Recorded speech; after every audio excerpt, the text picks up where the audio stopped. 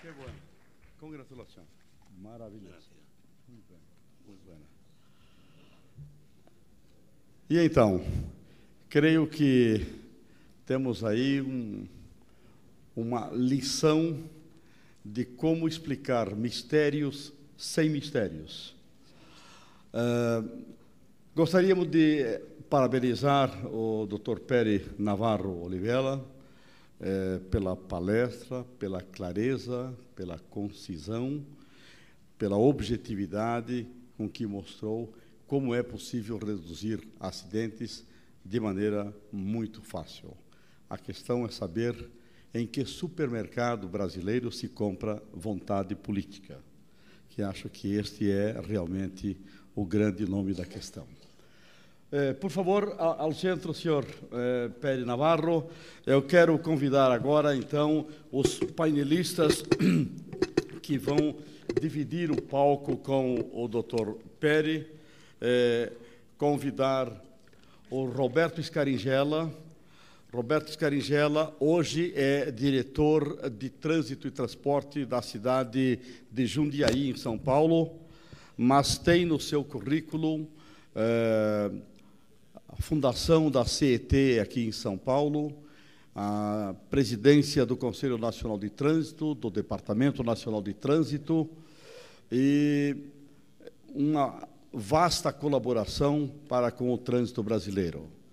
Convidar a pedagoga neurolinguista Nereide Tolentino, que trabalha um par de décadas já na mudança de comportamento, em questões realmente comportamentais de grande importância para grupos da sociedade brasileira. Por fim, mas não menos importante, convidar o professor Davi Duarte Lima, da Universidade de Brasília, presidente do Instituto de Trânsito de Brasília e, certamente, um dos grandes batalhadores pelo trânsito brasileiro. Com a ajuda dos três, vamos explorar o Dr. Pery Navarro e tentar entender um pouco melhor por que a Espanha consegue, por que nós não conseguimos aqui no Brasil. Acho que podemos iniciar a rodada de intervenções. Começar pela Nereide Tolentino, então. Fazer mais ou menos as mesmas perguntas que fizemos hoje pela manhã. Do seu ponto de vista, do seu território pelo qual foi convidada para vir aqui, que lhe pareceu a palestra do Dr. Pery Navarro? Que pontos essenciais você poderia citar? Em primeiro lugar, agradecendo estar novamente participando de um fórum Volvo e OHL e vendo uma grande mudança, inclusive nos técnicos que têm aqui participado, dando uma importância fundamental à mudança comportamental. Eu acho que ela foi eleita, desde hoje de manhã até agora, como a primeira condição. E a gente tem batalhado nisso há 25 anos, no mínimo. A mudança comportamental é uma mudança de cultura, e não é fácil. Não é fácil. Nós temos que mexer com valores e crenças se nós queremos trabalhar mudanças comportamentais. Foram citadas várias aqui. Eu gostaria de, antes de me estender, dizer as coisas que eu achei mais importantes na palestra do professor aí, que centrou bastante nisso. A vontade política é a primeira mudança de crença desse país. Não é? Quer dizer, nós não temos essa vontade política hoje e há uma crença de que trânsito não é das coisas mais importantes. E, por isso, acho que é a primeira mobilização que nós temos que fazer para fazer deste assunto, que tantos conhecem e tantos debatem, um assunto importante. A segunda, que me ressaltou bastante, foi a importância que ele deu ao foco. Eu acho que nós temos pouco foco no trânsito.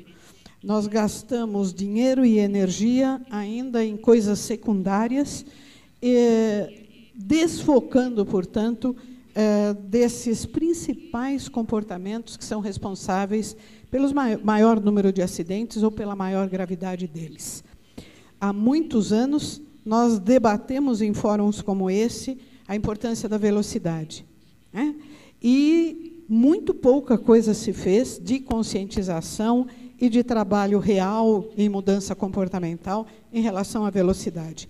Ao contrário, no decorrer dos anos, a gente assiste os nossos caros engenheiros de trânsito aumentando a velocidade máxima permitida nas nossas estradas.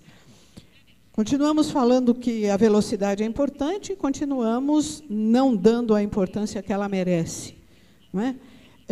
Andar devagar é uma meta que deveríamos ter para diminuir não só o número, mas a gravidade dos acidentes. Quando ele foca aqui em 4 pontos essenciais, que são mesmo muito interessantes, eu acho que nós atacamos só o primeiro. Acho que o Brasil fez um trabalho bastante grande em relação a álcool. Com a lei seca, com tudo isso, fizemos. Se não chegamos onde queremos ainda, mas já andamos nessa direção. Quanto ao cinto de segurança, já andamos em direção a usar e até a importância dele para cada um dos motoristas. Velocidade nós não trabalhamos ainda. E o 4º item é que eu queria chamar a atenção, até porque foi pouco focado ainda, até no nosso debate de hoje, que são os reincidentes. Não é? As estatísticas nos mostram que poucos são os infratores. Percentualmente, poucos são os infratores. E, na sua grande maioria, os reincidentes. E, portanto, a maioria são bons. Se nós conseguíssemos usar o nosso amigo Gauss e identificar aqueles que, efetivamente, são os reincidentes e são os que causam a maior velocidade, a maior incidência de álcool, seria até mais fácil combater o problema, porque o nosso problema seria bem menor do que nos parece hoje. Ok, obrigado, Nereide. Roberto Scaringella, você tem aí um par de décadas trabalhando pela segurança no trânsito, e eu diria que tem mais horas de palco do que o Santo Padre de Missa já. Que pontos realmente importantes você ressalta da apresentação do Dr. Peri Navarro e que comentários você gostaria de fazer? Em primeiro lugar, eu queria agradecer à Volvo e à OHL pelo convite. Em segundo lugar, agradecer a aula magna que o professor Navarro acaba de nos presentear. Eu acho que ele realmente fez colocações absolutamente oportunas, brilhantes e absolutamente aplicáveis no Brasil. Me impressionou muito também uma declaração dele, que eu achei significativa, que não é preciso criar mais nada, não é preciso inventar mais nada. O que nós precisamos é implantar aquilo que já é consenso. Como a Nereide falou, acho que o grande mote desse encontro até agora foi a questão do comportamento.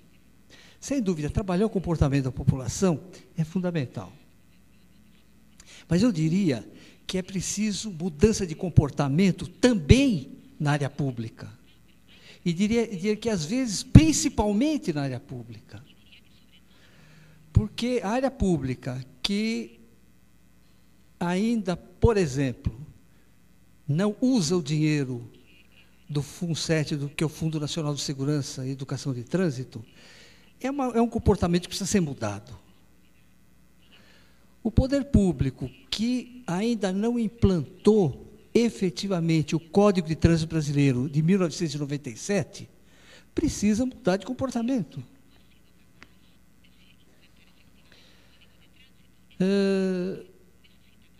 É importante essa comunicação e a gente ter ideia clara também que, numa reunião como essa, nós estamos falando para uma plateia convertida à segurança do trânsito.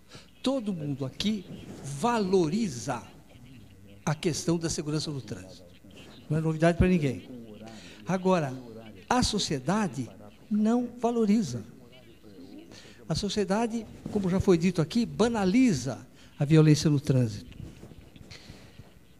Eu acredito que uma outra ideia me pareceu significativa também, que o professor Navarro usou na Espanha, e a notícia que eu tenho é que os franceses também fizeram isso, a criação de um conselho que não precisa se reunir muitas vezes por ano, mas com poderes de indicar qual é o orçamento e qual é o tema. Eu não acho que nós precisamos reestruturar ou mudar na estrutura dos órgãos de trânsito do Brasil, seja federal, estadual ou municipal.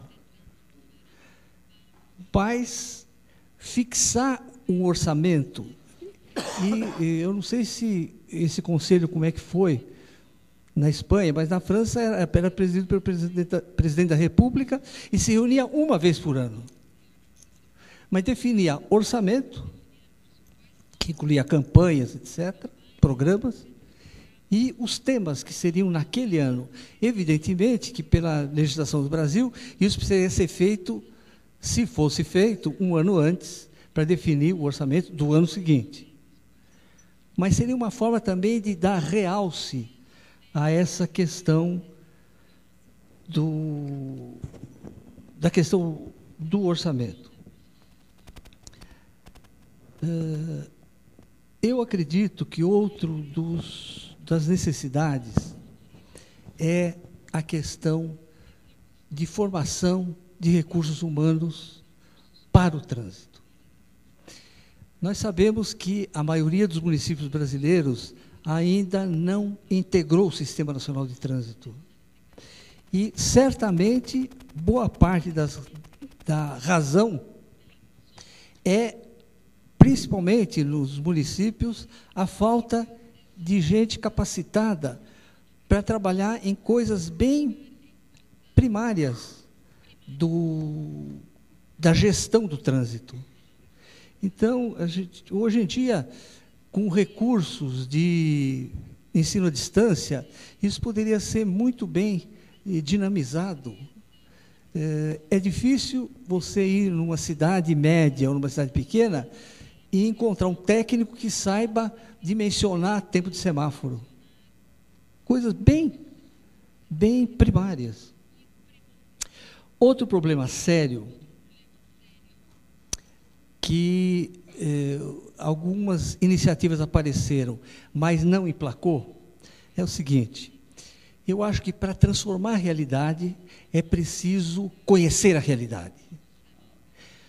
Nós, do Brasil, se formos rigorosos, não sabemos o tamanho da frota, o número de habilitados e o número de acidentes.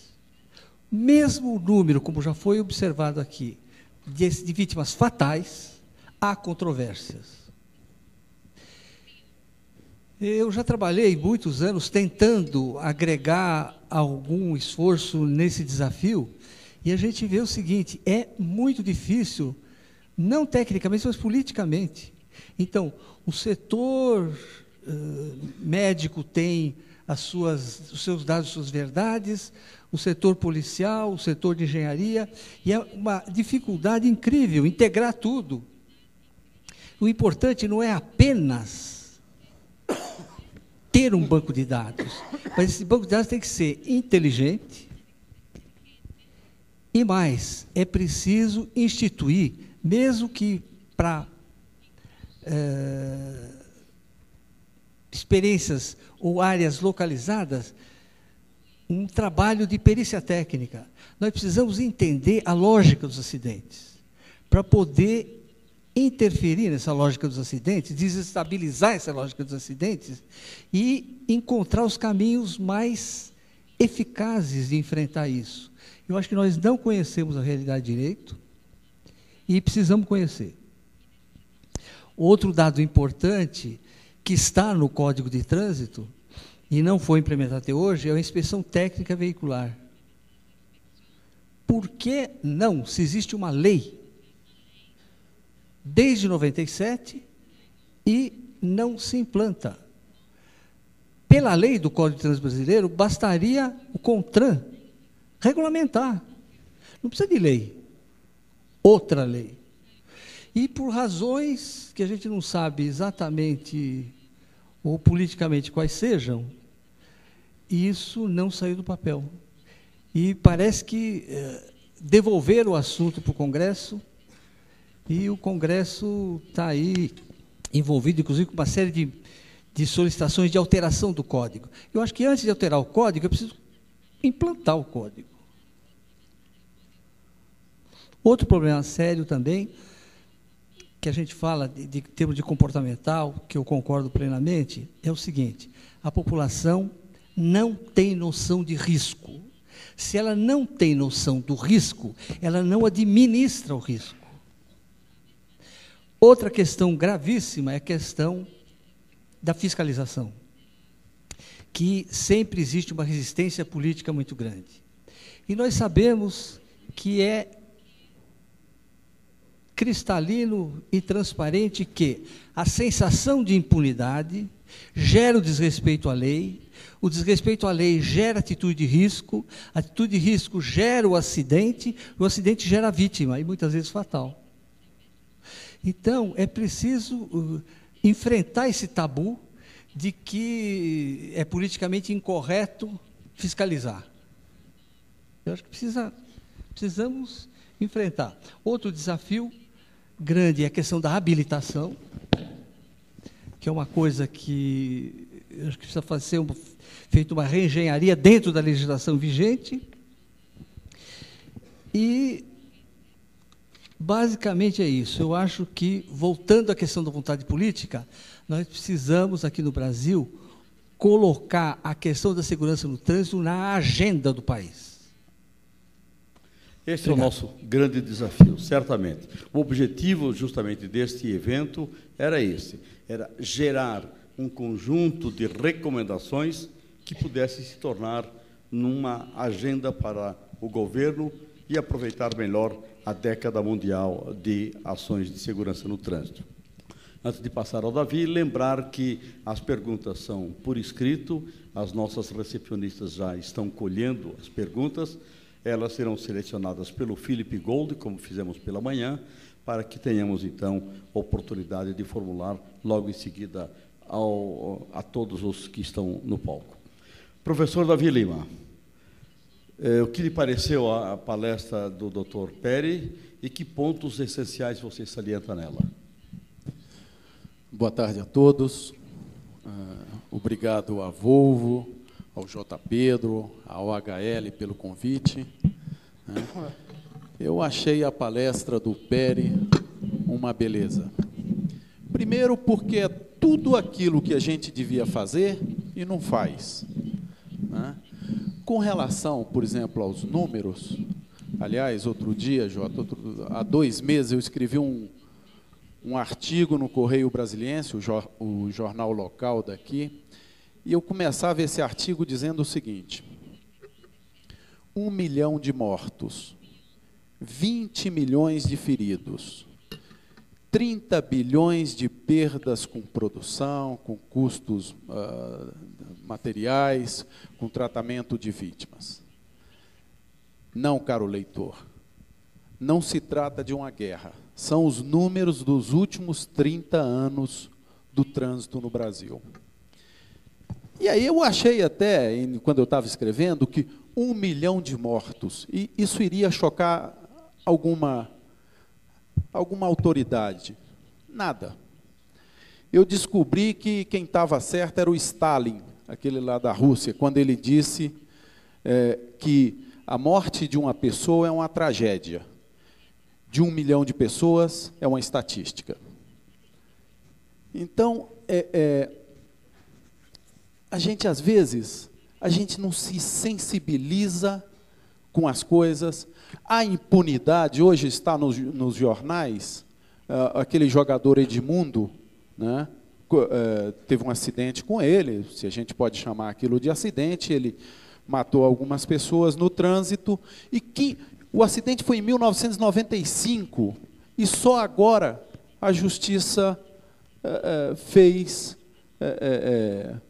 tomou a decisão, né? Então, a gente tem muitas deficiências. A justiça tomou a decisão, né?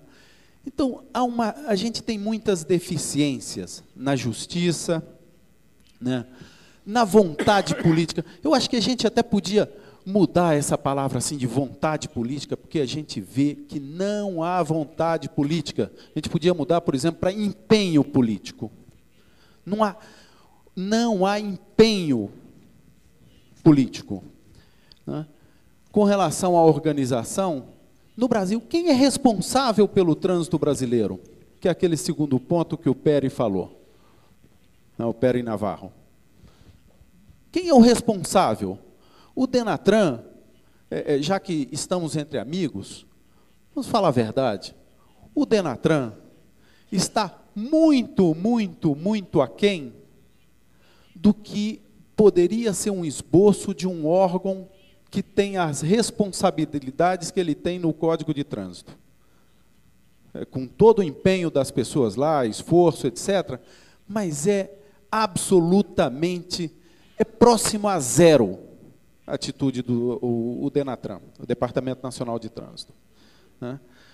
A nossa organização do sistema trânsito realmente precisa fazer um doutorado para entender como é que as coisas funcionam por aqui, né? E o observatório, porque a primeira coisa, porque o trânsito no Brasil é uma doença social, né? E a primeira coisa para tratar uma doença, pode perguntar para qualquer médico, é um diagnóstico preciso, que aí ele sabe como tratar. Então, comecemos pelos mortos. Os dados do Denatran dizem que nós temos 20 mil mortos no trânsito por ano. Os dados do Ministério da Saúde, 38 mil, 40 mil. Então, nós temos 20 e 40, só o dobro. Só que o DPVAT, que é o seguro de danos pessoais, paga por ano 55 mil. Quem é que está certo? Nem o diagnóstico dos mortos nós temos, né? Então, realmente, a gente precisa pegar aqueles quatro pontos da palestra do Peri Navarro e começar a organizar, para começar a ter um trânsito, para começar a seguir o caminho da Espanha. Obrigado, Davi. Na verdade, temos alguns pontos que eu queria, mas eu esqueci de propor aos nossos panelistas que, depois da primeira intervenção, fizesse uma pergunta a partir do seu campo de interesse ao Dr. Peri Navarro. Então, Nereide, o que você gostaria de perguntar ao nosso palestrante? Pois é, eu gostaria de perguntar como é que eles conseguiram lá desenvolver uma vontade política.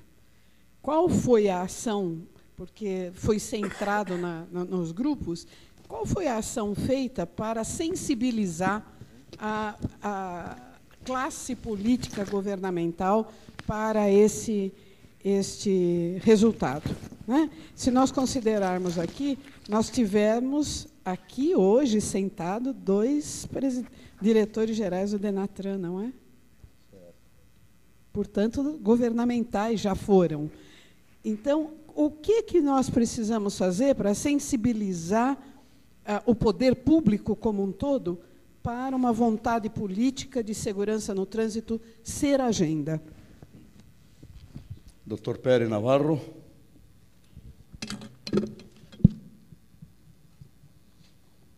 Sí, se oye. Voluntad política. A veces es cierto que tengo la sensación de que la seguridad vial tiene que ver con el nivel de renta de un país. Un país donde la gente no tiene para comer o no tiene techo donde vivir, pues los accidentes de tráfico no es una prioridad. Y yo creo que en España, en el año 2004, la sociedad había madurado. Teníamos un nivel de renta, vivimos razonablemente bien, y la sociedad dijo, los ciudadanos dijeron, gobierno, haga lo que tenga que hacer, pero no queremos dejar la vida en la carretera. Y de pronto aparece en el programa de todos los partidos políticos la lucha contra los accidentes de tráfico como una prioridad. Uno. Segundo, aparecen las víctimas. Las víctimas estaban escondidas. Era un tema incómodo. Se organizan, aparecen las asociaciones de víctimas y las víctimas empiezan a reclamar una atención ante este problema. Y es verdad, aquí decían antes, bueno, siempre es que los accidentes de tráfico es un tema cotidiano y que no tiene la importancia que... En España era lo mismo. Yo recuerdo, al principio, había habido un accidente de tren y había habido 44 muertos en un accidente de tren. Estábamos todos fuera, en la calle, enfrente de la Dirección General de Tráfico, con la bandera media asta y haciendo un minuto de silencio por las 44 víctimas que habían habido en un accidente de tren. Entonces recuerdo que nos giramos, le preguntamos al que estaba al lado, de oíme, este fin de semana, en el tránsito, ¿cuántos muertos han habido?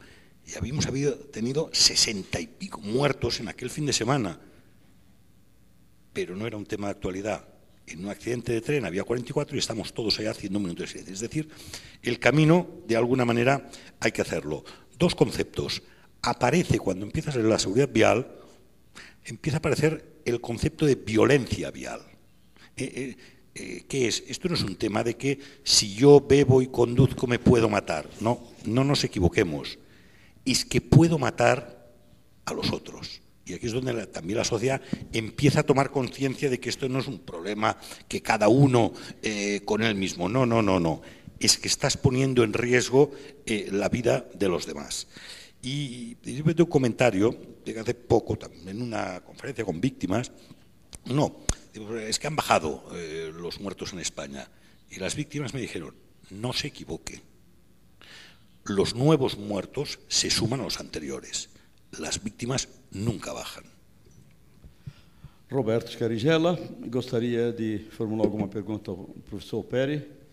No microfone, por favor. Gostaria sim. A Espanha tem um banco de dados de acidentes de trânsito a nível nacional. Eu queria saber como é que foi constituído, porque vocês devem integrar dados do município, dados da área federal, dados de estrada, dados de cidade. E quem é que faz a perícia técnica dos acidentes, para entender a lógica dos acidentes, para identificar melhor como os acidentes acontecem, porque a gente sabe que muitas vezes há uma somatória de fatores de risco. Então, há uma questão que é a predominante de comportamento, mas muitas vezes o veículo está em precária situação mecânica e há condição de estradas ou vias públicas urbanas com defeito de fabricação mesmo, e há situações em que, pelo próprio meio ambiente, pode haver neblina, pode haver chuva, pode haver situação adversa. Quem é que estuda isso? Qual é o percentual dos acidentes que merece isso? Eu insisto nisso porque eu batalho já há vários anos no sentido de se ter um banco de dados confiável e ainda não foi possível. Sí, como decía antes, está todo inventado.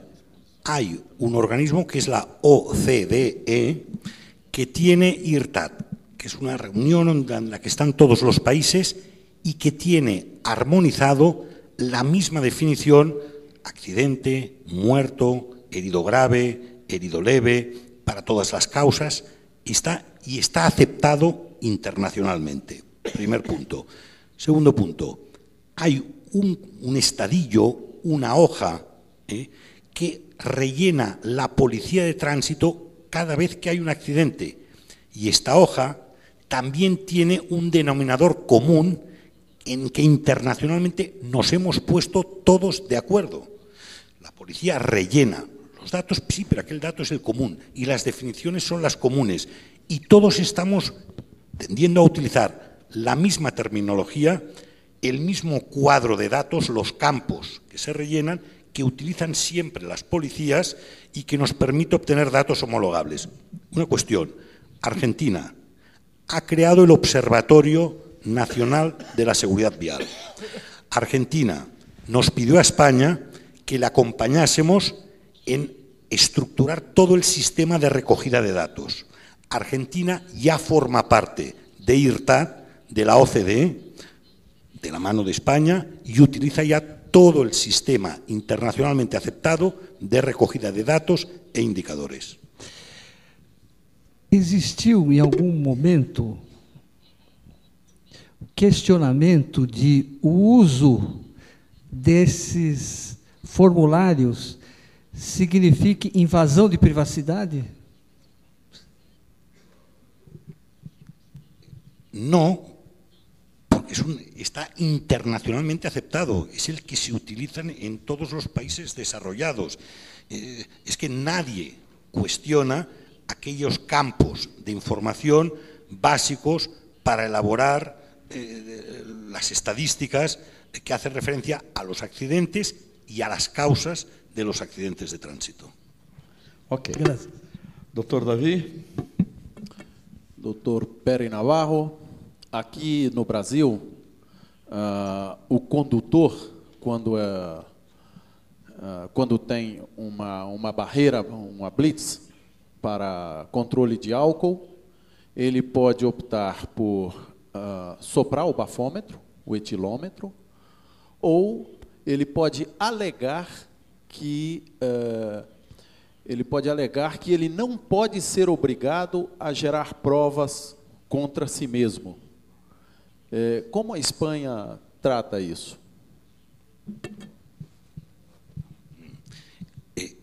En España, si un conductor se niega a hacer el control de alcoholemia, tiene los mismos efectos que si hubiera dado positivo. Es decir, usted, si quiere, se puede negar, pero ya se pone en marcha toda la máquina como si hubiera dado que sí. Pero es que, vamos a ver, es que hay cosas que me llaman la atención. Es que un conductor que ha bebido puede matar a cualquier otra persona, está poniendo en peligro la vida de los demás. ¿Pero qué me dice de que quiero soplar o no quiero soplar? ¿Pero qué es esto? ¿Me explico? Que es que estamos hablando de preservar, de cuidar, de salvaguardar la vida de los demás ciudadanos. Pero vamos, no tenemos ningún problema. Si los ciudadanos quieren decir, no, yo no lo quiero hacer, de acuerdo, se pone en marcha todo como si hubiera dado que sí. Eu vou me permitir fazer uma pergunta, não era bem o meu papel até agora, mas acho que talvez ela ajude a colocar a questão da vontade política e quem sabe se o Dr. Peri pode nos ajudar a esclarecer. Me pareceu um ponto extremamente importante na apresentação dele, o envolvimento, a participação dos partidos políticos sobre o tema segurança no trânsito. Ele mostrou que os partidos políticos, durante as campanhas, eram envolvidos, certo, em debates públicos, que os candidatos eram chamados a explicar que programas poderiam ter para a segurança no trânsito. Eu gostaria na resposta do Dr. Navarro, depois pedir os comentários dos painelistas, até que ponto isto influenciou ou eventualmente foi até decisivo na busca da vontade política para implementar o conceito de segurança de trânsito na Espanha. Já está aproveitando, fazia parte do programa eleitoral de todos os candidatos.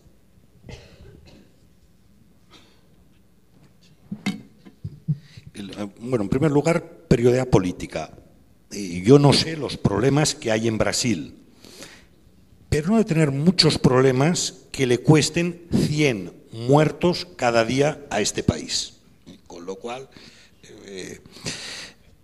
sobre la prioridad o los debates, esto empezó, en primer lugar, la política de seguridad vial no es de derechas ni de izquierdas.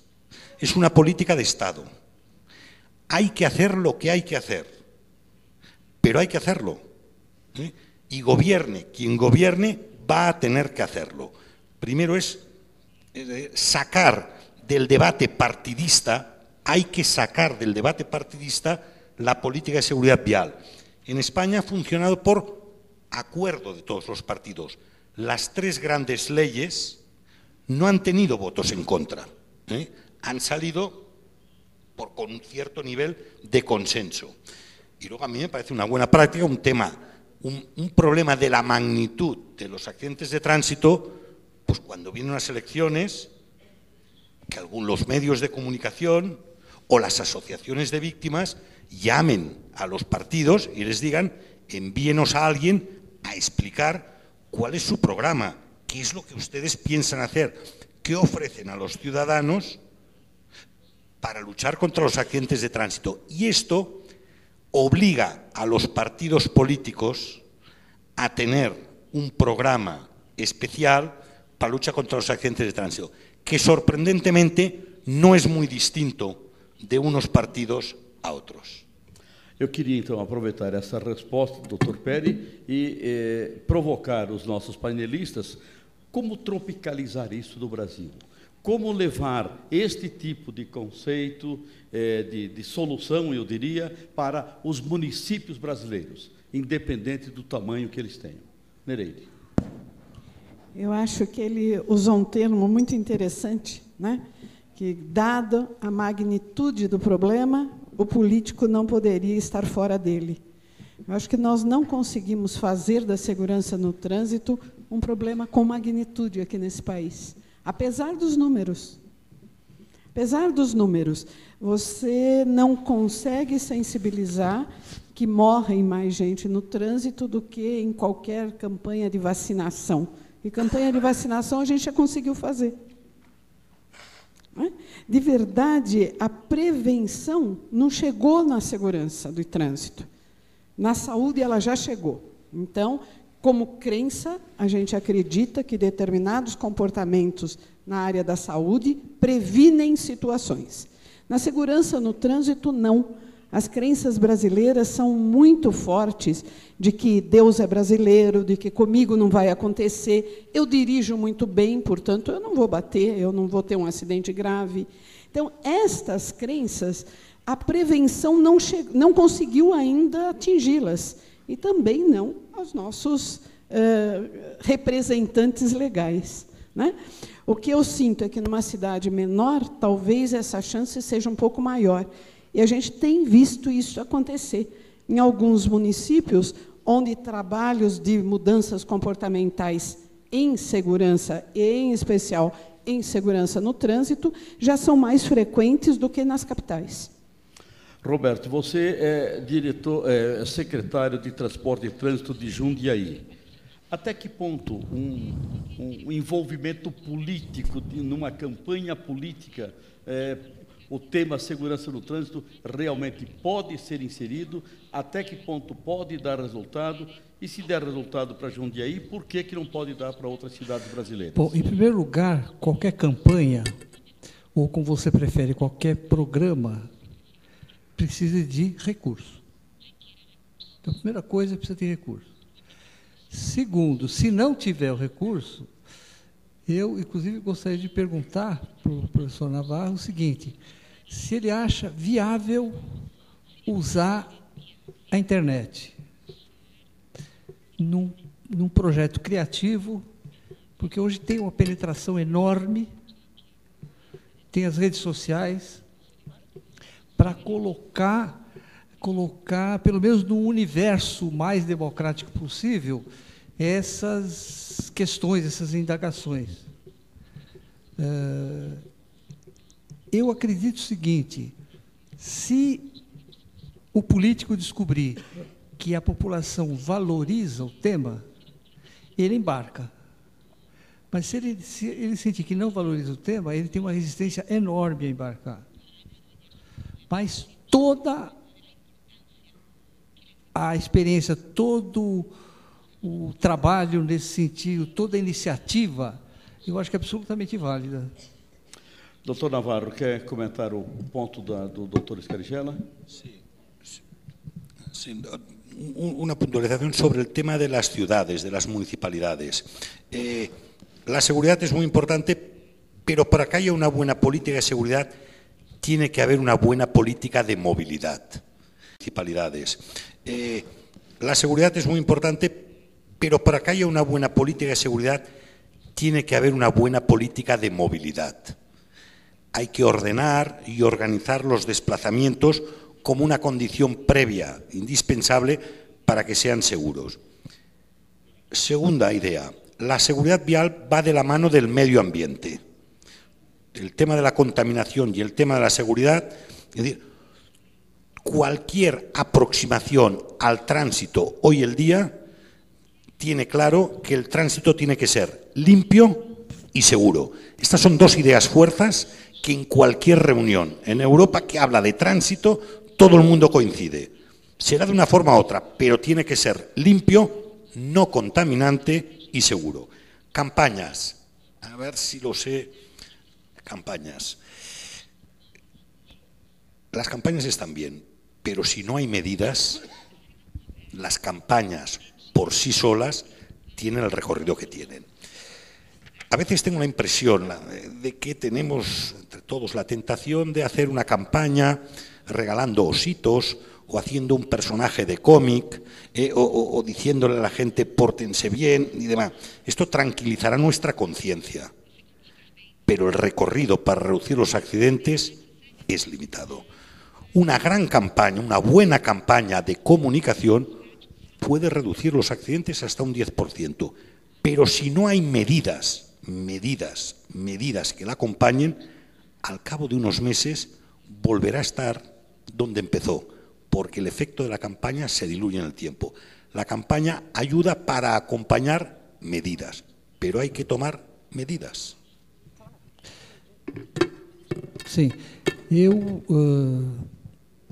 queria afirmar aqui que em Jundiaí nós temos um trabalho conjunto com a GRSP, que é uma organização não governamental internacional, e a gente entende que o importante, além de fazer campanha, é um esforço contínuo, e é uma somatória de pequenas atitudes que vai dar um resultado positivo.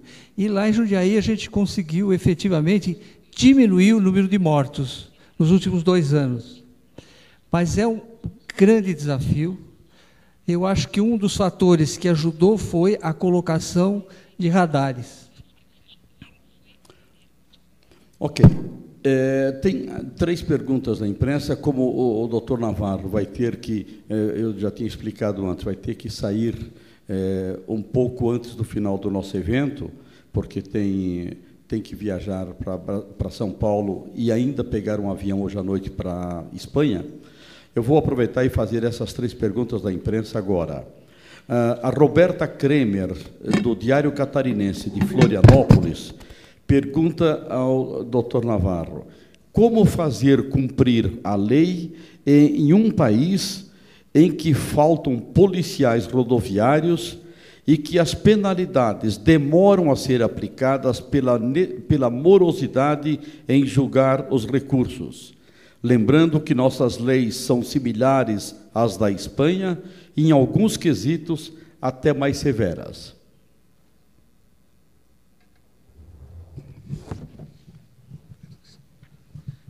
En la propia pregunta trae la respuesta. Dice, en un país en el que falta policía de tránsito. ¿Quieren un consejo? Policía de tránsito y policía de tránsito. Dice, no, en un país en que se demora mucho o se aplaza mucho el resultado. Revisen el procedimiento que tienen para acortar el cumplimiento de las multas o de las sanciones. Es decir, la propia pregunta estaba detectando ya, diagnosticando los problemas que tienen, pues habrá que hacerles frente. Pergunta de Chico da Boleia. O incentivo ao transporte público não seria uma forma de reduzir os acidentes? Pergunta também como aplicar leis que já existem e não são respondidas nem pelos representantes do povo. Provavelmente não seja processada, sei lá.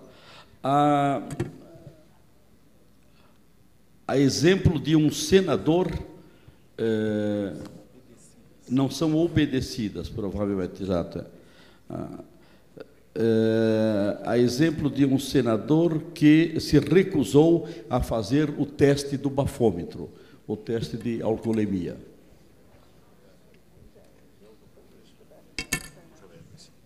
Uno, incentivar el transporte público. Desde luego, en España el transporte público está subvencionado, es de interés público, es de interés general.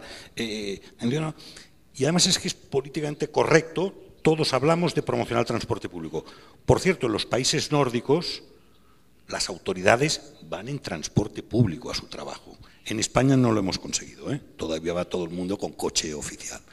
Pero hay que hacer el esfuerzo, porque es verdad, somos muchos y o intentamos optimizar y prestigiar el transporte público o no vamos a hacer nada. Les explico una anécdota de hace poco.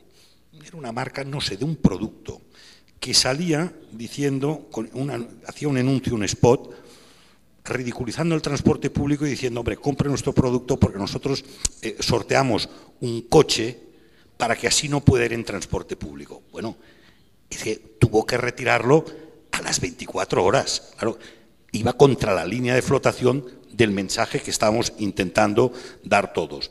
Es verdad que el transporte público, todos hemos de jugar, el futuro es transporte público, pasa que hemos de ser conscientes de que es muy atractivo algún vehículo para desplazarse individualmente. Y aquí es donde aparece la moto o la bicicleta como formas de transporte, sobre todo la bicicleta, que estamos promocionando todos. En Europa, cada vez más las ciudades tienen un sistema público de bicicletas, donde el ciudadano coge la bicicleta en un sitio y la deja en otro. Hay 100 o 200 sitios donde coges la bicicleta para ir de un sitio a otro, para desplazamientos de distancias razonables. Bueno, todos estamos intentando hacer este camino para conseguir que las ciudades sean más humanas, más razonables y más sostenibles. Leyes, ¿qué hacer para que se cumplan las leyes que ya existen? Uno de los peligros que tenemos todos los países, y España también, es que cuesta poco hacer una ley. Lo difícil es conseguir que se cumpla. Bueno, hay quien está que cada vez que se va a aprobar una ley tiene que ir acompañada con un informe o un documento sobre todo lo que hay que hacer y el presupuesto que hay que poner para hacer aplicable aquella ley. Esto se utiliza en muchos países cada vez más. Es decir, sí, usted me hará la ley, pero me va a hacer acompañando todo lo que se necesita y el presupuesto necesario y qué calendario tiene usted para aplicar esta ley. Y es verdad que uno de los riesgos que tenemos, insisto, todos es que hacer una ley cuesta poco. Pero lo importante no es hacerla, lo importante es que se cumpla. Antes se decía leyes pocas y que se cumplan. A veces uno tiene la impresión de que en estas épocas tenemos leyes muchas, sí, pero no se cumplen. Dice lo del senador. Es verdad que los tiempos son complicados, pero antes se decía que la política era pedagogía y que todo el que se dedicaba a la acción pública tenía que dar ejemplo en su forma de comportarse. Desde luego, en España, un diputado o un senador se niega, ya no digo que de positivo, se niega, y yo creo que en 48 horas tiene que renunciar a su cargo. Va de pedagogía política, es un tema casi de ética, de imagen. Ok, muito obrigado. Uma pergunta da Temis Cabral, jornalista da Gazeta do Povo de Curitiba. É uma mini conferência. No Brasil, desde 1998, também temos um sistema de pontuação contra os reincidentes, com 20 pontos. Com 20 pontos, o motorista tem a carteira suspensa. Fica 1 ano sem dirigir. e deve passar por curso de reciclagem.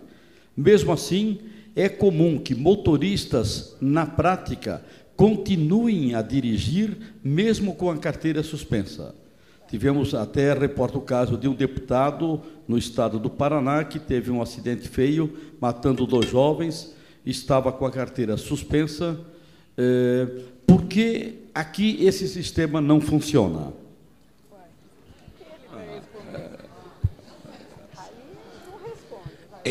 Sobre el permiso por puntos, 3 consideraciones. Primera, la he dicho en mi exposición, se necesita un tiempo largo desde que se aprueba la ley hasta poderla poner en aplicación con unas mínimas garantías de éxito. Insisto, en Francia estuvieron 3 años. No sé cuánto tiempo estuvieron aquí desde que aprobaron la ley hasta que la pusieron en aplicación, pero hace falta tiempo para garantizar su funcionamiento. Segundo, infracciones muy pocas con pérdida de puntos, pero que el ciudadano tenga muy claras que son aquellas infracciones que afectan a la seguridad vial. Es el alcohol, es el no usar el cinturón, es el exceso de velocidad, es el no parar en el semáforo, son las 4 o 5. Y recuerdo, cuando íbamos a poner el permiso por puntos, fuimos por los países europeos a estudiarlo y todos nos decían lo mismo. El tema estratégico está en que si el muy malo al final pierde los puntos, pierde el permiso, ya no puede conducir. Si continúa conduciendo y no pasa nada, se hunde todo el sistema. Tienen un grave problema. Y esto nos llevó a modificar el Código Penal y a llevar como delito el que alguien que había perdido el permiso por haber agotado todos los puntos, por todas sus infracciones a la seguridad vial, si lo cogían conduciendo, el policía lo llevaba directamente al juzgado por la vía de Código Penal, porque si no, se hunde todo el sistema. Nereide queria fazer um comentário? Quero. De novo, nós estamos fazendo uma generalização pontual. Não é? Se o sistema de pontos no Brasil realmente trouxe a conscientização a muitas pessoas, os bons continuam maioria, e de ter consciência de quando ele fez uma infração, tomar cuidado ou depois disso. Existem os que fazem malandragem e põem os pontos no nome dos outros? Existem. Os que se fazem, continuam dirigindo com a... Existem. Mas trouxe uma conscientização bastante grande da importância da reincidência da infração, que eu acho que é um dos bens desta nova posição brasileira. Ok, já passa de 4 horas e nós estamos no final do nosso painel de debates com o Dr. Pery Navarro. E eu gostaria, então, de encerrar pedindo um comentário telegráfico dos nossos painelistas sobre o que nós aprendemos hoje também, hoje à tarde, e, se quiserem, até no dia de hoje todo, porque amanhã também foi bastante rica do ponto de vista de observações importantes. Começo, então, pela Nereide. Pois é, eu queria fazer uma observação conceitual ainda, tanto de manhã como da tarde, né? A separação que foi feita, tanto de manhã como agora, do processo de educação e do vigilância e controle, chamado de fiscalização. A vigilância e o controle são parte integrantes do processo de educação. Não existe processo de educação onde não se exerça uma vigilância e um controle do comportamento desejado. Então, quando a gente separa que educação é uma coisa, vigilância e controle é outra, nós não estamos falando em mudança comportamental.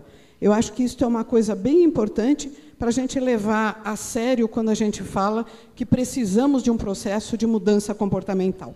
É fundamental a inclusão das duas etapas, da educação enquanto informações, conhecimentos e tudo que é necessário para formar um bom comportamento, e, do outro lado, a vigilância e o controle. Dr. Roberto Scarigella. E todos nós concordamos que não precisa inventar mais nada, é encontrar um caminho de mobilização para realizar efetivamente o que for possível realizar. Davi? Tão telegráfico quanto o Scarigella.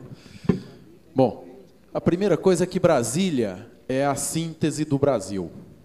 Em 1996, a gente tinha 600 óbitos por ano, representava 10% de toda a mortalidade da cidade, de tudo, era trânsito.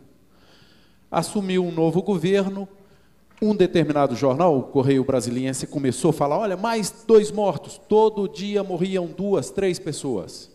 E eles bateram, o governo achou que era oposição, intriga da oposição, o Alexandre Garcia também criticava muito a situação do trânsito. Só que chegou um ponto que o governo teve que dar uma resposta, mesmo a contragosto.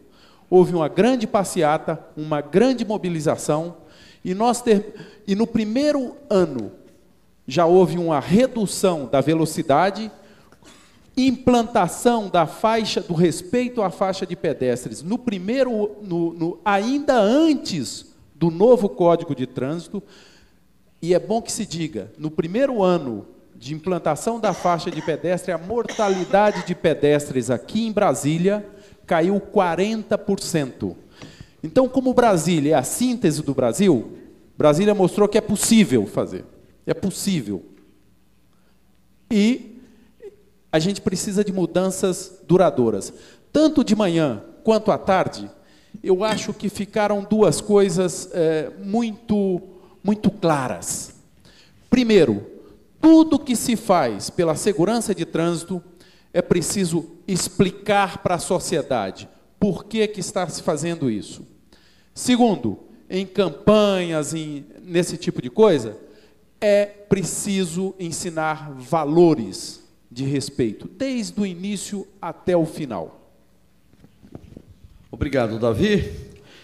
Dr. Pere Navarro Oliveira, muitíssimo obrigado por ter vindo ao Brasil, muitíssimo obrigado por ter feito esta excelente intervenção no nosso fórum. Tenho certeza que, ao fazer este agradecimento, represento a opinião de praticamente todos que estão aqui, na certeza de que a sua contribuição será certamente levada em consideração nos passos que estamos incentivando o país como um todo, o governo à frente, a tomar para bem utilizar a década mundial de ações de trânsito. E antes de sair, eu gostaria de saber que impressões também o senhor leva do Brasil, o senhor que chegou na segunda-feira pela madrugada ao Brasil, e passou o dia de segunda-feira conhecendo um pouco Brasília. Ontem ele esteve visitando pontos importantes de Brasília, juntamente com a equipe do Correio Brasiliense. Então, somou realmente algumas experiências, algumas vivências sobre o trânsito, que de repente pode levar como alguma coisa interessante na sua viagem de volta a Madrid. Muito obrigado, e eu gostaria dos seus comentários. O que o senhor leva do Brasil dessa viagem? Tengo la impresión de que ahora toca hacer frente a los accidentes de tránsito. Me da la impresión de que Brasil, la sociedad, es una sociedad madura. Primero, es muy consciente del problema. Segundo, hay empresas, hoy tenemos un buen ejemplo, preocupadas y comprometidas en la seguridad vial y en reducir los accidentes. Los medios de comunicación, no sé, he tenido reuniones con 2 o 3 medios de comunicación, todos estaban muy concienciados de la necesidad de hacer frente a los accidentes de tránsito. O sea, creo que reúnen todos los ingredientes para en estos momentos hacer frente con éxito a los accidentes de tránsito y poder reducir los accidentes y las víctimas. Uno. Segundo, es apasionante, créanme, es apasionante poner en marcha una política para salvar vidas, sí, y para hacer las ciudades como más razonables, como más humanas, para evitar este disparate de los 100 muertos cada día. Y yo creo que cuando uno empieza y obtiene resultados, los propios resultados animan a continuar esforzándose y hacer este camino absolutamente apasionante. Tercero, de aquí unos años, nadie se explicará que pudieran convivir con las cifras de accidentes y de víctimas que están conviviendo en estos momentos. Y por último, Les ofrezco humildemente la colaboración de España y de la Administración española para ayudarles a hacer este camino. A su disposición. Muchas gracias. Muito obrigado, Dr. Pere Navarro Olivella.